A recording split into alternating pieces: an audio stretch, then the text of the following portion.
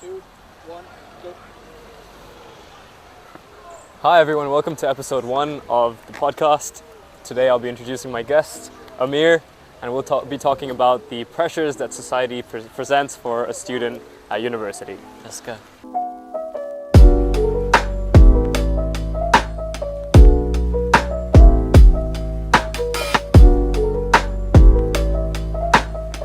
So diving straight into it, Amir, you want to introduce yourself and talk about, who you are, what you're studying, and Cool. and how we know each other as well. How we know each other. My name is Amir.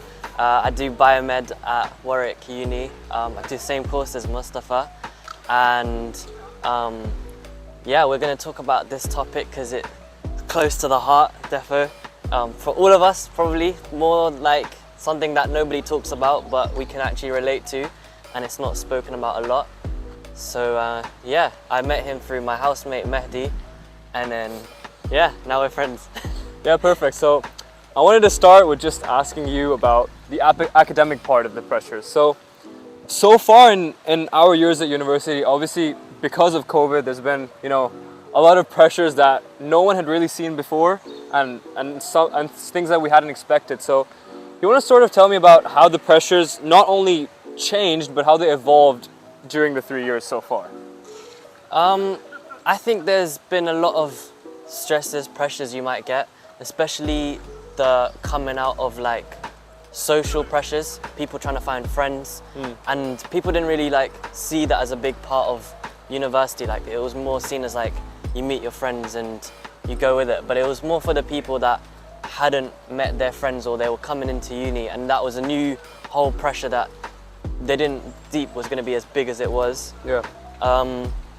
I'd say that with stuff like internship stopping, I did my med application, so there was people that couldn't make it, and there was so many other people that were hanging for this year's application. Yeah. There was just different pressures, different stresses people didn't realize was going to come up. And I think every step, every, let's call it obstacle, is higher than it was before because of it. Something that we'd never seen before, I'd say. I want to ask how you dealt with those pressures. You talked about your med school applications, and I think it's something that not everyone has at university. Actually, a very small proportion of the people, if you look at it generally university-wise, has the pressures of med school applications. So it's something that I think you could provide a different perspective to. You want to talk about the pressures you had regarding to that and how you dealt with it personally? The pressures of med school, well, for me personally, I don't have anybody older than me that I can really ask, no family member that I can ask for help, or no one that I know in this age category that's done it exactly like I had. I did a different admissions exam, GAMSAT. I didn't know anybody taking that exam before. So and not even people at uni, or you knew people at uni? You didn't know people? No, I didn't know anyone at uni. So I had literally just YouTube and luck, and that was it. That was going into it. Every time I had a stress, like an obstacle, I took it step by step. So if it was admissions exam first, and then personal statement, and then the degree at the same time, and then the interviews. So everything I took it step by step to try beat that pressure. Also a big thing was the fact that I didn't really get to chill with the people I wanted to see the whole year. I couldn't get to meet people. Was that hard? Was that hard to be it was, isolated kind of? It was, that's why I didn't properly spend time with friends. I didn't even see you properly for that whole time. Yeah, I remember. And you literally live 5 minutes away. Yeah. That's how it happens, but I guess it's a sacrifice you have to make for for the long run. It is, but it gets to you when you're by yourself. I can imagine, if you're in your room constantly, it gets to your head. You have to be strong-minded if you're gonna do it. Yeah. And that's one thing that people don't talk about before you get to uni. Yeah. One thing you don't talk about at uni is preparing yourself for those kind of pressures. Are you ready? Are you ready to have that in your head? Yeah. And it's not spoken about enough, I'd say.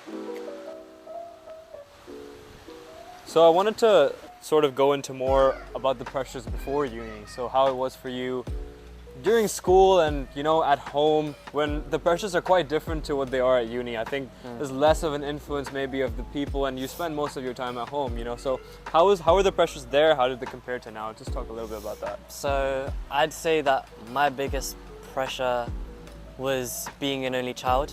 Are you an only child? Yeah. You're an only child as well. So you know the pressure of like having to be by yourself, gets a bit isolated.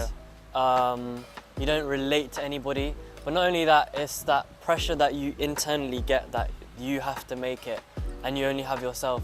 You don't have a brother or sister that you can rely on, like, you know, they're doing well, and if it didn't go to plan, your parents like have them to look to, you know what I mean? It's on you, it's make or break since you're a kid. And every single year feels like a big strain on you. Like it tires you out. It's a big something that will make you burnt out if you think on it so much. I think on it a lot, and that's something that I've lived to even now. I'll always think on it myself, to the point where I got to med school. Like it's all on me to make it by myself, and I'd say that there's not just that pressure, but even just the cultural diversity pressure of it's like a competition that's always just been seen. You see it a lot in like these ethnic backgrounds, and like you didn't ask for that to happen. You didn't want for that to ever happen, but it's just somehow become a thing. And it's not even on my parents. They're not the ones that put that competition. It's actually more on them, but it's like you don't see them a lot, but it's in your head, and you know that after a results day, even if it's a year 4 exam, they'll all come and be like, oh, my son did this, and you're like, oh, well, I didn't get that, or I did this, or... Do you feel like that kind of pressure has any sort of positive impact? Like, for example, it makes you work harder, or do you think those kind of pressures are just unnecessary because they just mount on top of the pressures that you put on yourself, maybe, or that you already have, the expectations that you already have from yourself? I say it's both. I'd say it keeps you grounded. If you see somebody doing well, especially as a kid, you want to do well as well. There's something you're always looking for is praise, whether it's from teachers, parents. It easily influences kids as exactly. well, So it does keep you grounded, meaning like you will work harder, but at the same time it does burn you out. It's toxic. It's something that like it's what creates rifts in families when they're older. Like I'll never be close with these cousins because I've always seen them as sort of someone that's just distant, someone that's I have no connection, like internal connection with. And this is the reason, like you afterwards go into jobs and stuff and then you're never going to want to speak to them after that. So you feel like it kind of divides families in a way then? It does divide families. Like if it was a ideal world, you'd want to all give each other like the right tips, you'd all want to make it together. You know, even if you're on a different pay grade, like just be better than where you were, like be happy for each other, but you don't find that, and that's the kind of toxic environment that we have to live up to every single day, like with these kind of backgrounds, things like that. I never got guidance from these people, like, you know, if they had like if they found a good book on maths, they wouldn't tell me that. They wouldn't tell me a specific teacher that might be good. They wouldn't tell me tips. Only a couple of them might here and there, or it would be really limited.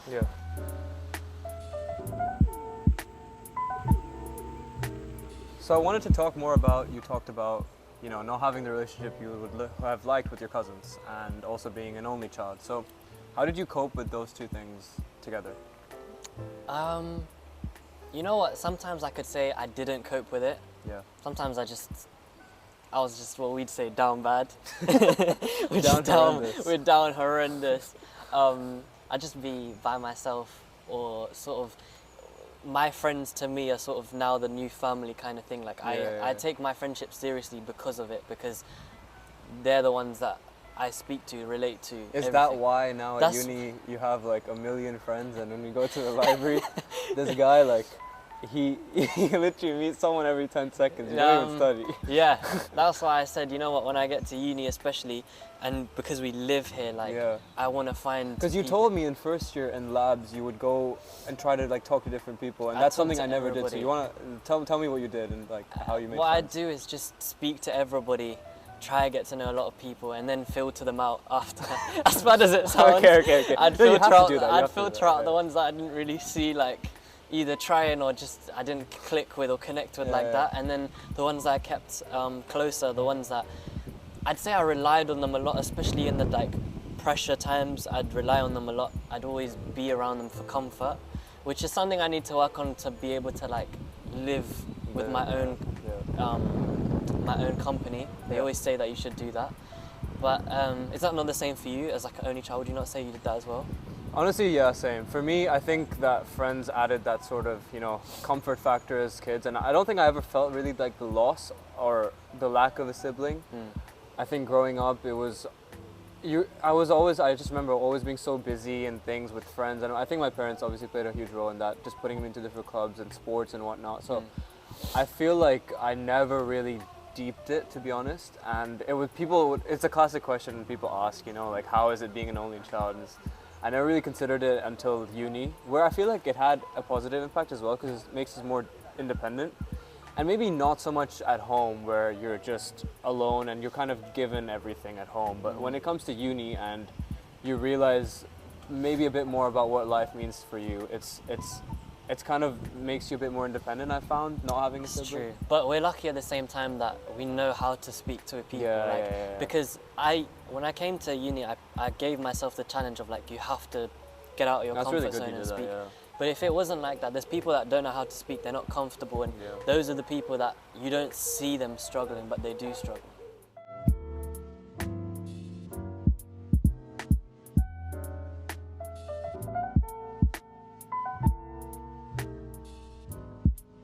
So I want to get more into what the pressures that you found as a uni student have been for you, and just tell me a bit about that. I think that two unspoken things that we don't talk about enough, for me and for all uni students, probably you'll find the same for yourself, is number one, is that we have to do everything like so fast. Like, we say life's going so fast, right? But that's because we finished school at 18. You have to go straight into uni. Even a gap year is seen as a bad thing by like some families, stuff like that. Then you get a job straight away. Then you have to get married, kids, finish. Like, you have to get it done. And that's something like, it puts pressure, and that kind of leads on to the second thing is like, as a student, we're never prepared for failure, but failure is a part of our life. I didn't get into med school when I was 18. Was I ready for that? No. I had to pick myself up because no one would have been there otherwise. I had to, I don't know. I didn't know if I was going to make it again. With COVID and stuff, like that was going to be even tougher to get in.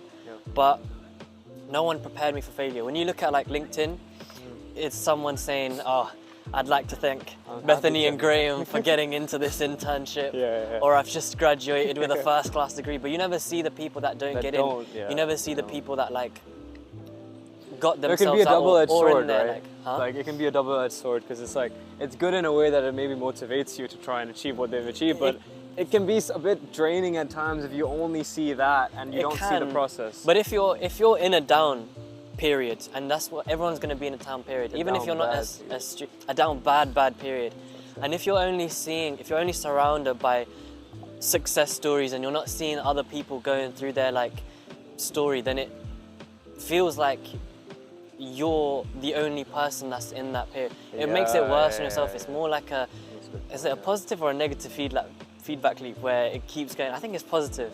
Where it keeps going worse and worse because you think that actually this is just me, and the pressure gets to you. That's when it gets to you. It almost got to me a few times where I was like, damn, like, am I really gonna make it out of this? But you just have to keep going, and at that point it's good to like share your story, but like not just I got into med school, but actually I was at a down period and I was down bad. Like I'd just be in my room for days just not wanting to move sometimes because of it.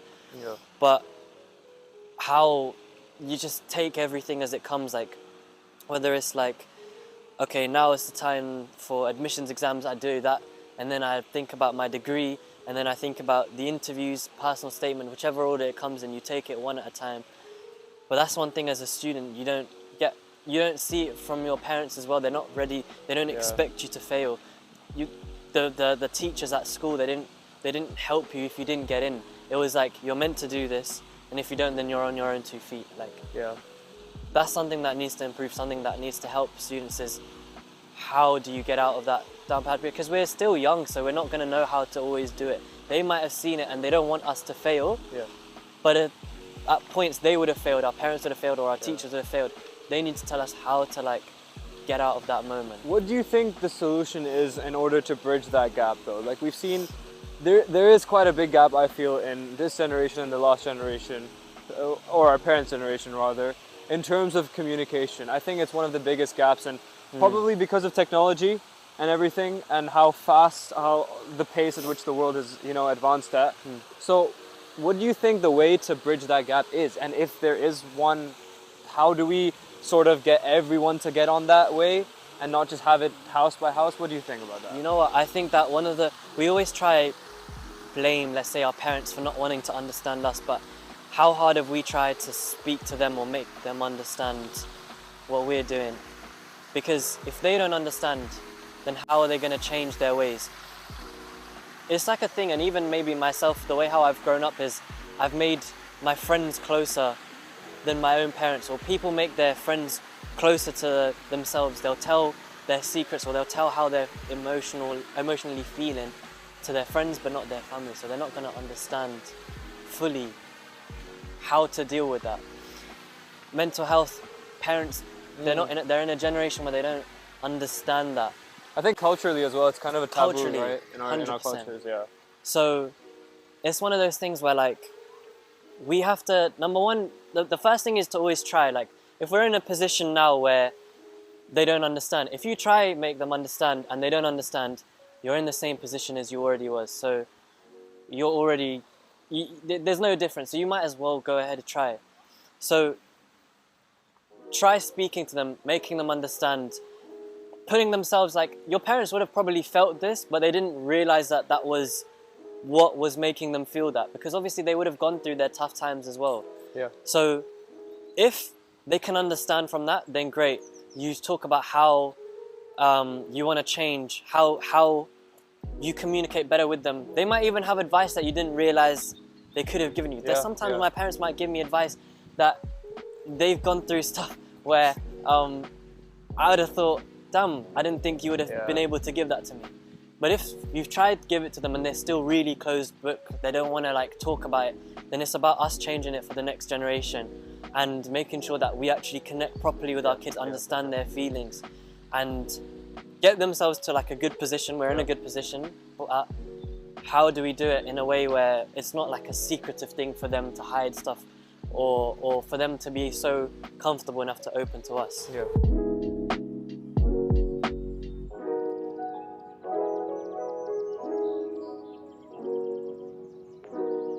So I think you'll find that most in the generations before, so the relationship our parents had, or with their parents, is one that I think communication was even fewer than it is now, and it's more of a, you know, our culture places a lot of emphasis on respect and not talking back, which is good, but also it sort of disturbs or disrupts the communication aspect, because you're not allowed to be as open with your parents in that way.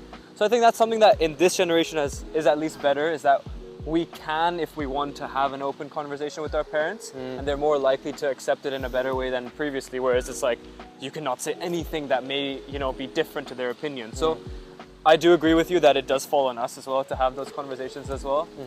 So yeah, I wanted to ask if you have any experiences where, you know, you've shared something with them and whether it's been helpful or not, or just share how it's been for you through university with the support of your parents and how it's changed. Because I think one thing is important is that the relationship with your parents really changes from school to uni, at least it was for me, and I felt like I got much closer to them when I moved out, when I got to uni, is because you kind of value that relationship a bit more when you live away from home, and when you're at home you just take everything for granted. You do. So how is it for you?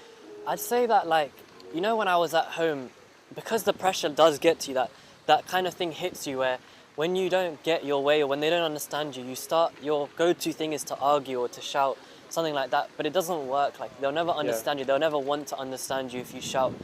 Whereas now it's like a thing where I've realized, like, when you speak to them, it is with that respect at the same time, but like calmly, where you just have a proper conversation. They want to have that conversation with you. They obviously want the best for you. So if you speak to them in a way where you're speaking calmly, where you're speaking in a way where they're gonna actually see you more as a mature adult and not like a kid anymore. Something where you actually have your own mind, where you can make your own decisions up. That's the way to change your own life. and you might think of it as like a risk, but it's like this thing where it's like the risk that you are scared to take could change your life. When I started speaking to my parents differently, I didn't feel that isolation as much anymore as I did when I was a kid. Now I feel more like, you know what, I have them to speak about in a way where they can understand what I'm feeling, and if they don't understand, they're more open to. Now I see them in a way where they want to try and understand me more as well, just because I've spoken to them in a way where they see it as like, they want to know you. They want to know me as a person. So they want to know you to the people listening. I think something that I had to do to sort of cope with that is that, yes, you want to see them as your friend, but you also need to have this added sense of respect. It's like, if they say something, you don't need to just listen to reply, listen to try and understand. And there's a reason they're saying it, so try to hear them out fully and then provide your input. I'd say that the same thing as well. Yeah. When you listen to them as well, they're going to listen to you. It works mutually. If you're not going to listen to them, they're not going to listen to you. And it's calm. As soon as the first person starts shouting, then it's just shout, and then there's no point of this whole conversation. If you do it calmly, or if you give the point where you're like, look, I'm listening to you, just listen to me like that, but calmly, respectfully at the same time, that's the way to change all those topics that are like difficult to speak about. You guys are walking before we, right? Give me a 3. Ready? Okay. 3, 2, 1.